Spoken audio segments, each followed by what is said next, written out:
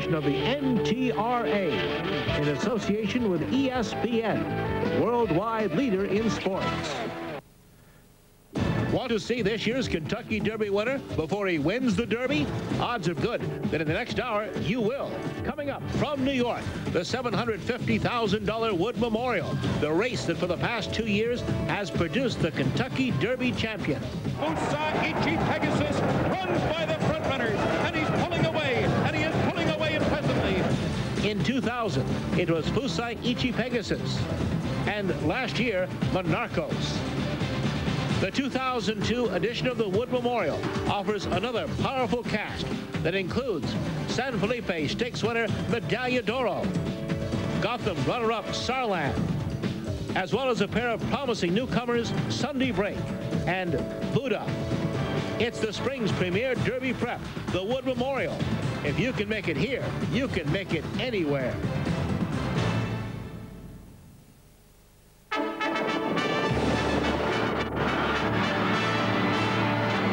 Racing to the Kentucky Derby.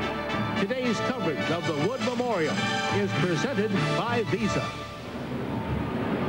Welcome to Ozone Park, New York. The hot topic at Aqueduct this week: can the Wood Memorial continue its streak and produce its third straight Kentucky Derby winner? The 78th running of the $750,000 Wood Memorial is coming up.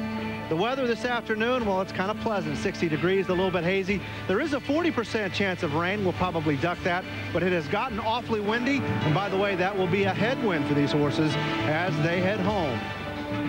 Hi, everyone. I'm Jeff Metters. Welcome to Citgo Racing to the Kentucky Derby. By the end of the day, we have a pretty good idea of who the players will be for the 128th Run for the Roses. The best in the Northeast are here for the Wood Memorial. We'll also have the 42nd running of the Bayshore Stakes. And by the way, the Bayshore used to be a prep for the Wood, but today it's on the Wood Memorial undercard.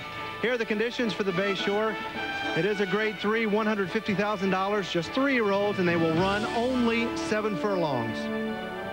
With me is Randy Moss. Let's get it back to the Wood Memorial. How does the Wood fit into this kind of fuzzy Kentucky Derby picture in 2002? This is not usually at the order that we do this in, but we might as well go ahead and run the Visa Top 10, because you'll see my opinion of the Top 10 at least has 5 of those 10 running here in the Wood. That list is headed by Harlan's Holiday now that Repent, my old favorite, is out to the Triple Crown with an injury. But look at the 5 there. Some of them inexperienced, but all of them key players as it stands right now in the Derby picture.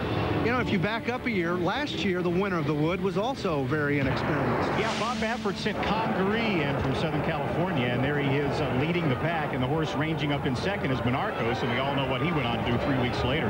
Congaree, up to this race, had only 3 lifetime starts. He had a maiden race in September that he lost as a 2-year-old, broke his maiden in February, won an allowance race in March, and then a galloping winner in the Wood.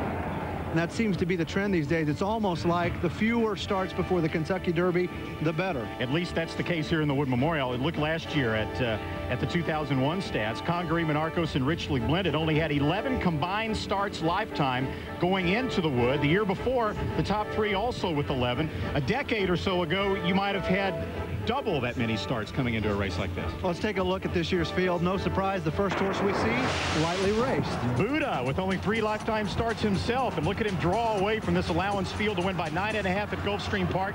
Right now, his PPs look eerily similar to Congaree's a year ago. Nakoma was a dud in the Florida Derby, lost by almost 30 lengths. His connections totally mystified, but he ran well here last year, so they're giving him another shot on the Triple Crown Trail. Sunday Breaks present series, evoking comparisons to Fusaichi Pegasus. He's owned by a Japanese businessman, Koji Maeda, who has flown in for today's race. Medaglia d'Oro means gold medal in Italian. If racing was an Olympic sport, his jockey would have a whole drawer full of them. 55-year-old Lafitte Pinkai Jr. I Win from the barn of trainer Nick Zito, who's won the Wood Memorial twice. His name probably ought to be I Won't Win. That's what Nick Zito would tell you. He's a big long shot, even with Kent DeZormo up. So we've got a Japanese bred, a horse with an Italian name, and now an English import, Laissez Aller. Another long shot will be ridden by Richie Migliore.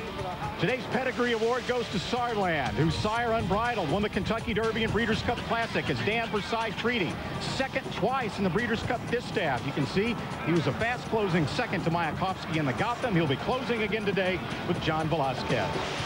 And we get the boss again, George Steinbrenner, the owner of Blue Burner, who was second here, as you see in the Florida Derby. Steinbrenner has dominated baseball with his New York Yankees, but he's still looking for that first Kentucky Derby trophy. His jockey today, Jerry Bailey. All right, we've seen the horses. Let's shift to the riders. It really is an all-star lineup. Jockeys and trainers. It's just like a Hall of Fame reunion almost, as you see in the jocks room there. There are 5 jockeys, and there they are in the Wood Memorial Field today who have previously won Kentucky Derbies. Gary Stevens leads that list. That's 9 Derby wins among them, 36,000 total lifetime victories. And earlier this afternoon, Janine Edwards caught up with the elder statesmen of that group. Of those 36,000 trips to the winner's circle, leading the list and accounting for over 9,300 of them is the sport's all-time leading rider, jockey Lafitte Penkai, who makes his home in California now. And it's been a while since you've ridden in New York. It's hard to believe. Has it been 6 years since you've ridden here? Yeah, it's been 6 years. But I have a lot of good friends over here still in the jocks room, ballets, and some of the old riders that I used to ride against, they're all gone. But I still got a lot of good friends here. I know you got a warm reception when you got in earlier this morning. Yes, I did. And you came with a nice horse, so something may be up. You're riding Medaglia d'Oro in today's Wood. His last race was the San Felipe. Not only was it his stakes debut, it was his first start for trainer Bobby Frankel, and your first time riding him. And as we take a look at him down the backside here, it almost looked like he was going to get beat. What were your impressions of the colt? Well, Bobby told me that he had a lot of speed to put him on the lead, and I did that. And he was on the lead, and he was pretty relaxed, but they put me a lot of pressure from the beginning. The 5-8 pole, I didn't think I was going to be able to put him into a drive daily, so I just took my time, you know, relax, and it really surprised me when he came strong. And the last part of the race and finished really good, like good horses do. Pleasant surprise. Now we know why you're here today. He's a top horse. Okay, well, one other thing that these other riders in today's race cannot boast about. Posing in the Sports Illustrated swimsuit issue, which you did recently with your wife. What was that like? Well, that was a lot of fun. You know, it took a long time to take the picture, but took a lot of picture. And my wife, she looked really great. You know, she looked really great. Well, you've got a great body yourself. I want to know why you weren't in a swimsuit, but we'll talk about that later. Anyway, Jeff, hard to believe he's a grandfather. He is 55, but he is riding better than ever. Thanks, Janine. Welcome back to New York, Lafitte. And it's not too late to sign up for this weekend Citgo Pick 6 Challenge at ESPN.com. Get online, click on horse racing, and handicap in a hurry. Pick 6 winners, you're going to be rolling in the dough. And best of all, it's free, but you got to hurry.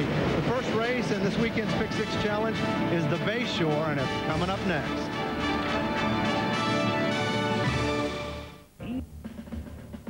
This ESPN presentation of Citgo Racing to the Kentucky Derby is brought to you by Citgo, we know you.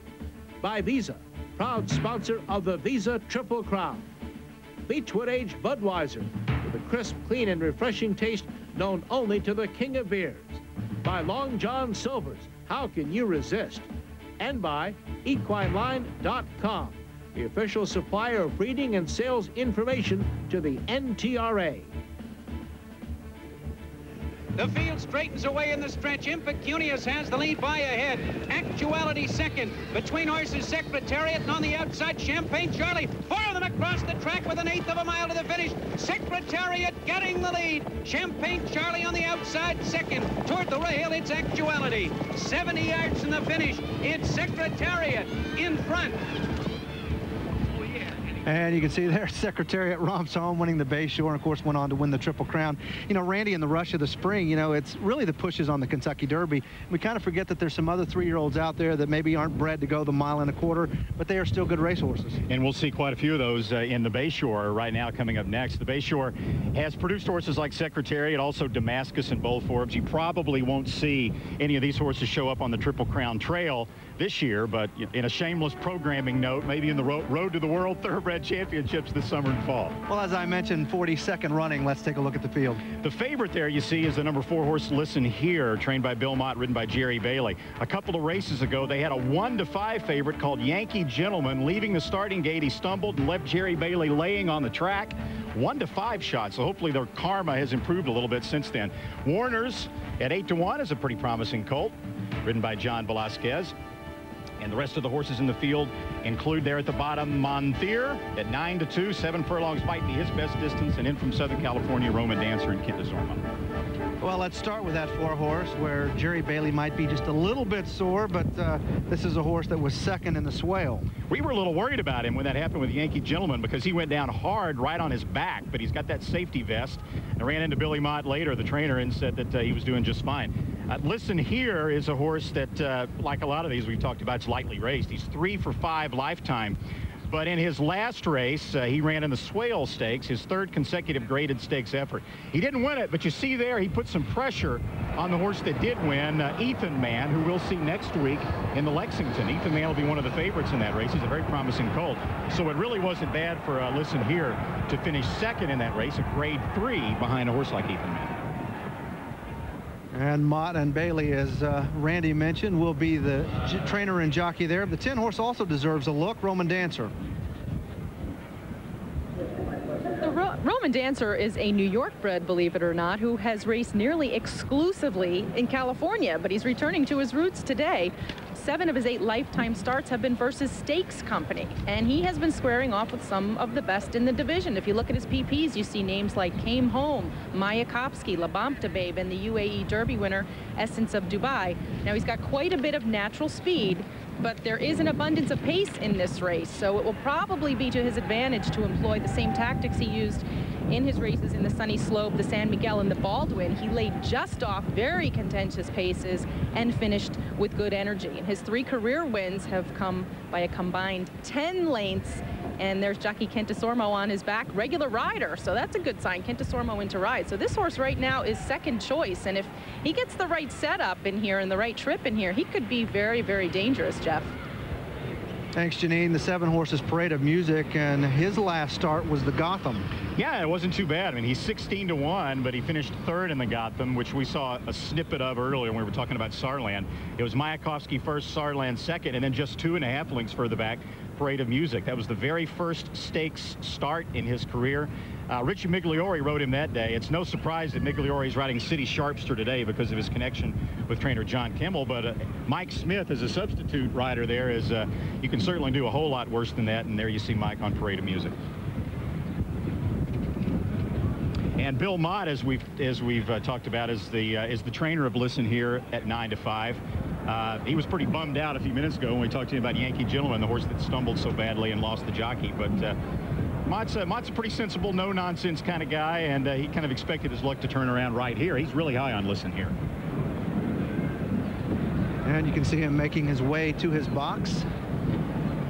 Listen Here is a horse that when we talked to Mott the other day, we asked him what his distance limitations were because they tried him last year actually in a 1 1/8 race. They tried him in the Remsen right here at Aqueduct, and it didn't turn out very well. So Mott kind of thinks that, you know, maybe 7 furlongs a mile is his absolute best distance, and that's why he's wheeled him back into the Bayshore today instead of trying something a little more ambitious.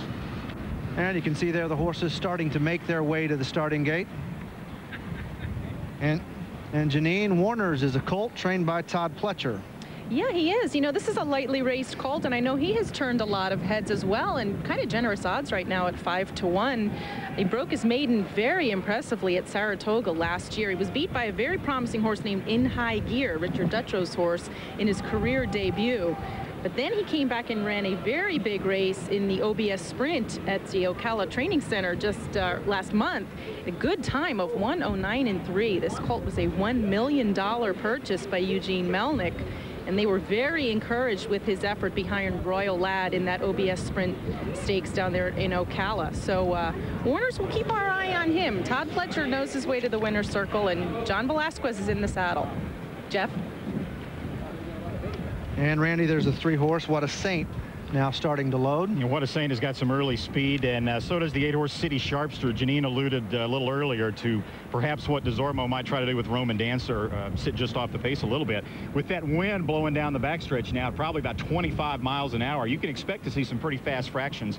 And the track at Aqueduct has been playing pretty quickly today. We had a 1:22 and change allowance race at 7 furlongs. You know, some really fast times so far on the card. So keep that in mind when we analyze it afterward as well. Right now, Listen Here's at 9-5 on the board. Warner's going in the gate for the call of the Bayshore. Let's go up to Tom Durkin. Warner's moves in. We're waiting for Montier and Roman Dancer. Montier moving into the starting gate with Pat Day aloft. And on the outside, wearing those bright green silks, Roman Dancer and Kent DeSormo. They're in the gate.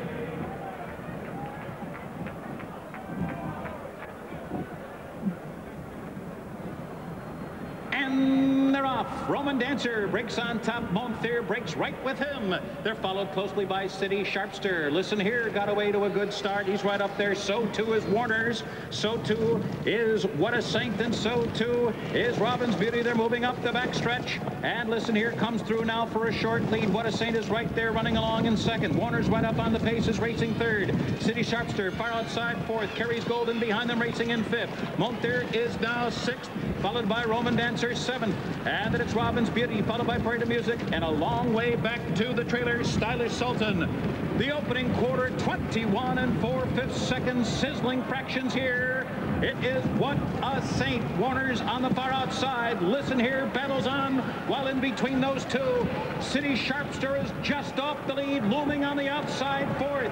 Then Montier in between horses, carries Gold down toward the inside, and Roman Dancer swings into action after a half in 44 flat. Warner's charges to the lead at the top of the stretch. Warner's in front, but here comes Roman Dancer to take a final run of him inside the final furlong. Warner's trying to hold off the oncoming Roman Dancer. Roman Dancer in front. Warner's is now second, followed by Montier third. Late run, Parade of Music under the wire.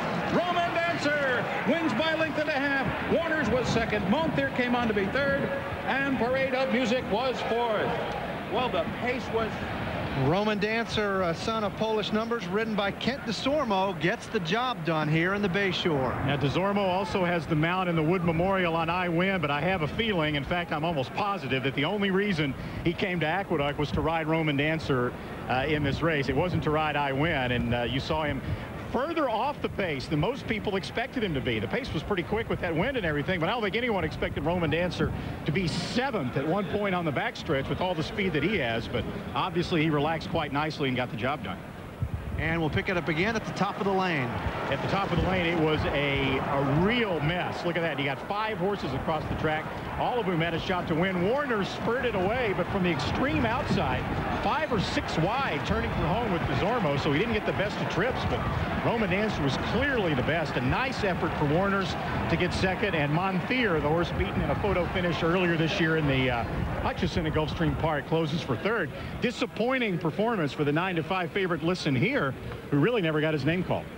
Roman Dancer ships in from California after winning the $75,000 San Pedro, follows it up with a win here at Aqueduct in the Bayshore. We'll have more on the Bayshore and the Wood when we come back.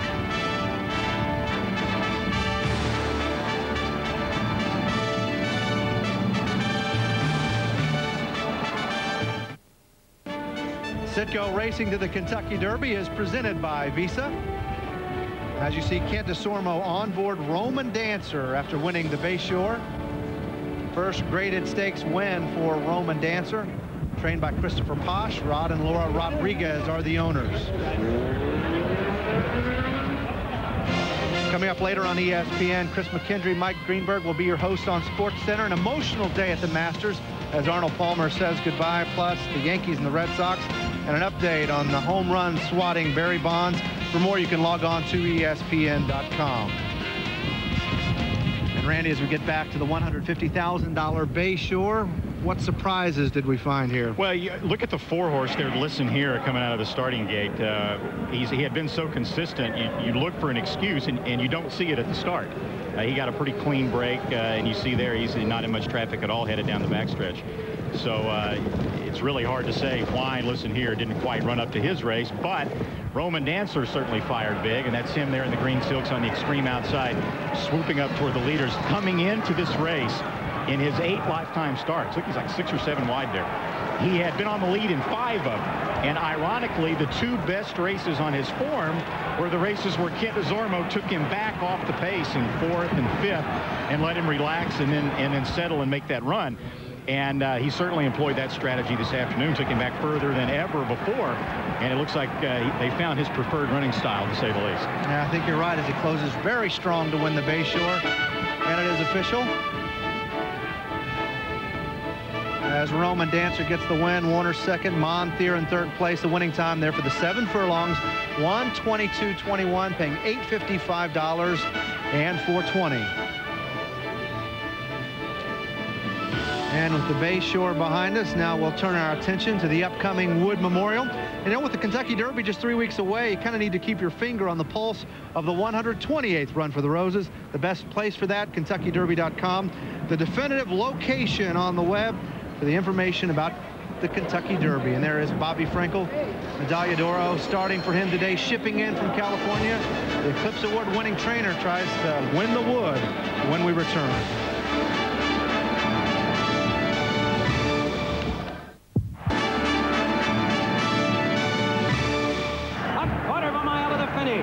Seattle Slew has the lead by 2 1/4 lengths. It's Winterlock Racing second, Iron Constitution on the rail third.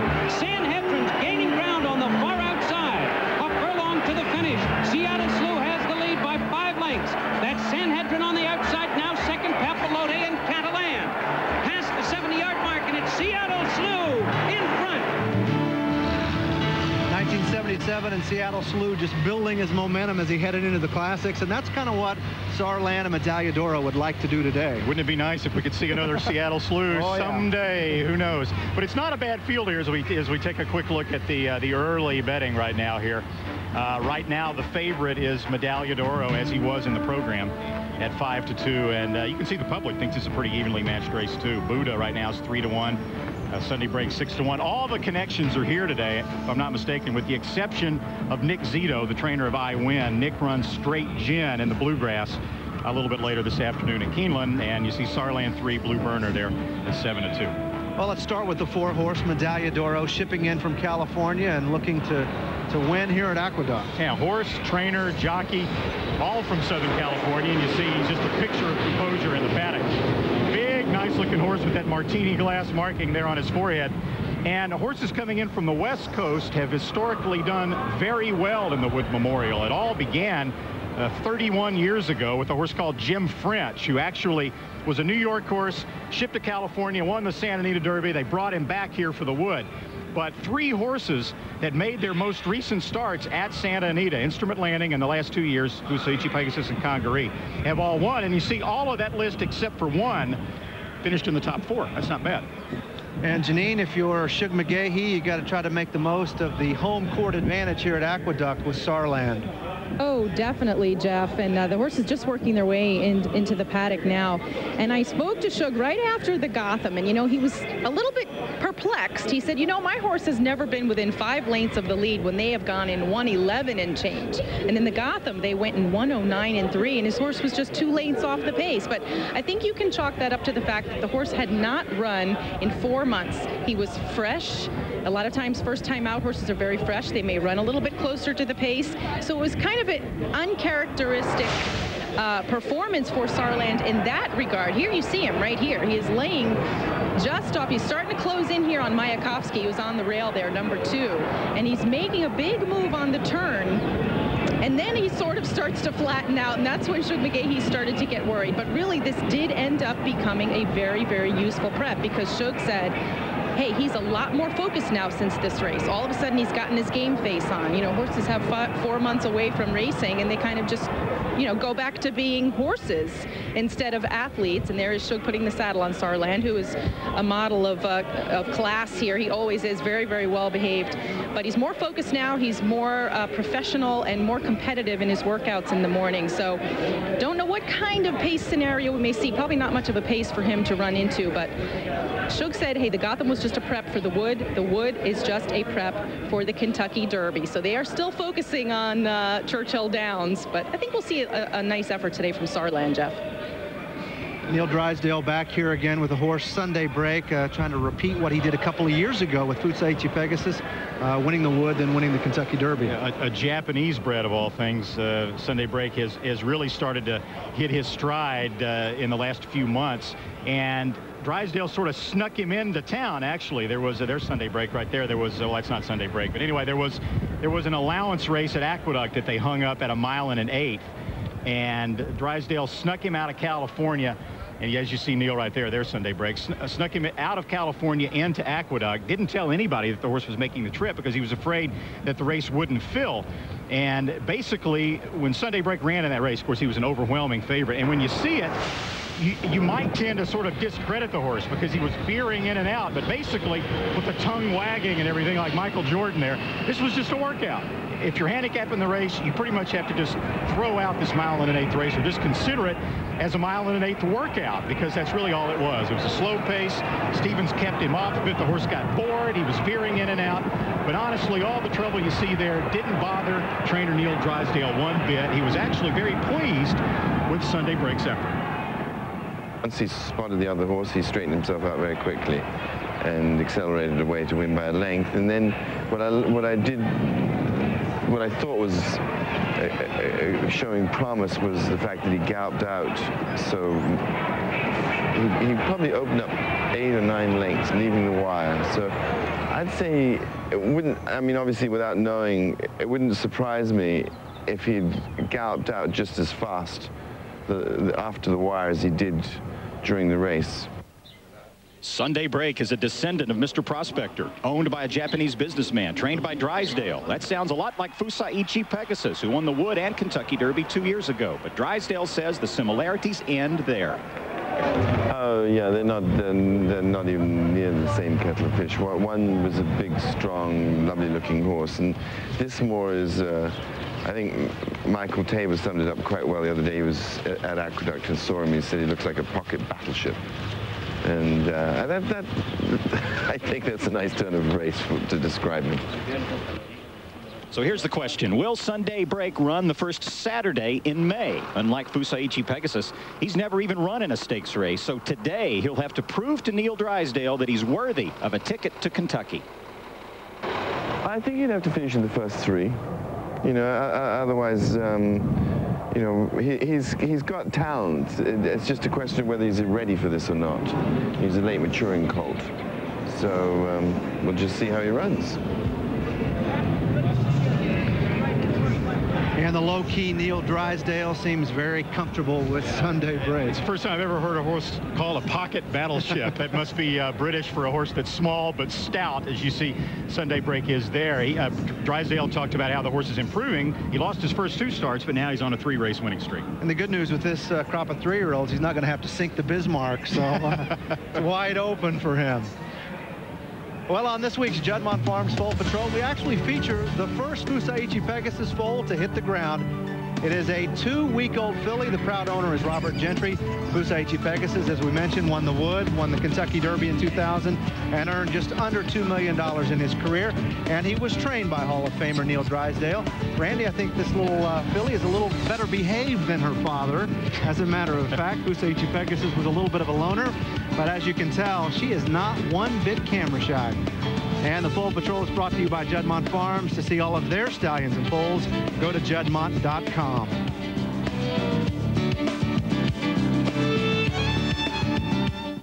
Ocean race around the world. Teams make their way stateside along Leg 5 from Rio to Miami. The Volvo Ocean Race, tonight on ESPN.